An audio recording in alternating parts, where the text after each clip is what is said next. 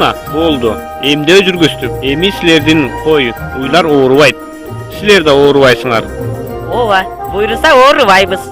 Мага чоң атам тазалыкты кандай сактоо керектигин айтып берген.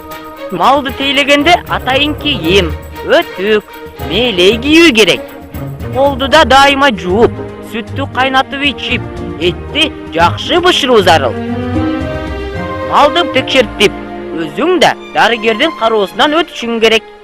Ой Азамат. Балтек.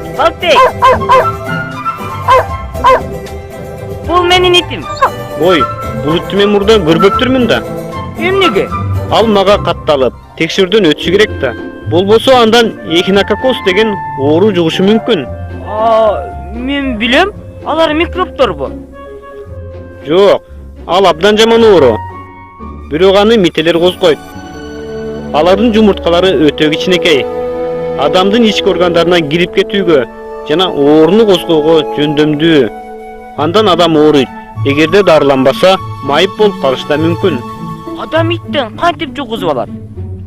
Иттерден башка жапайы жандыктардагы мителердин алып жүрүүчүлөрү болуп саналышат. Бирок көп учурда бул улаң адамдарга бакма ит мышыктардан жугат. Эмнеге? Иттер бош жүрсө жана аларды дарылап турбаса, айлана чөйрөдөн ылаңды жугузуп алат. Эхинококкоз менен ооруган малдарды адамдар союп, алардын өпкө боорун ит мышыктарга бергенде да жугат. Алар өз ичегисинде эхинококкозду чоңойтуп, өстүрүп, көбөйтүп, кыгы менен жумурткаларын сыртка чыгарып турат. Анан жумурткалар адамдарга же кайрадан малдарга жугат. Ошондуктан битенин жугушуна жол бербөө керек. Ал оору жукпас үчүн эмне кылыш керек анда? Ал үчүн үйдөгү ит мышыктарды ветеринарга каттатып, 3 айда бир жолу таблетка дарыларды берип туруу керек. Өзүбүз дагы жыл сайын дарыгердин кароосунан өтүп турушубуз зарыл. Мен билем.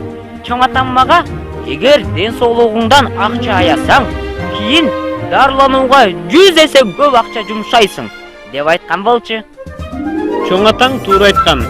Ал үй жандыктарында текшертиш керек деди беле? Ооба, ошол үчүн сизди чакырдык да. Сиз балтекти текшере аласызбы? Албетте текшерем. Азыр андан анализ алып, анан соо же оорулуу экенин айтам. Эгер андан оору чыксачы?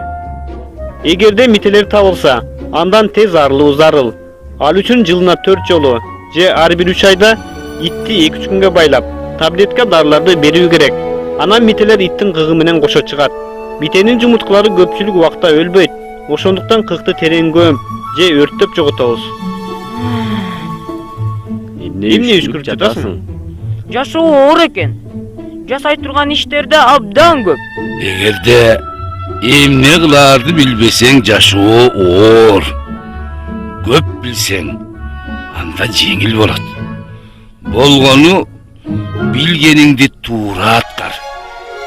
Эхинококкоз катуу кармай турган оору. Аны дарылоо оор жана өтө кымбат турат. Ошон үчүн анын алдын алуу жеңил болот. Анан жеке тазалык эрежесин сактоо да абдан маанилүү. Мен эми чоң энеме балтекти ветеринарга каттаталы деп айтам. Анан 3 айда бир жолу дарысын берип турабыз. Албетте, тазалык эрежесин да сактаганга аракет кылабыз. Бул сөзүң абдан туура. Эми сен чоңойгондо ветеринар болосуң.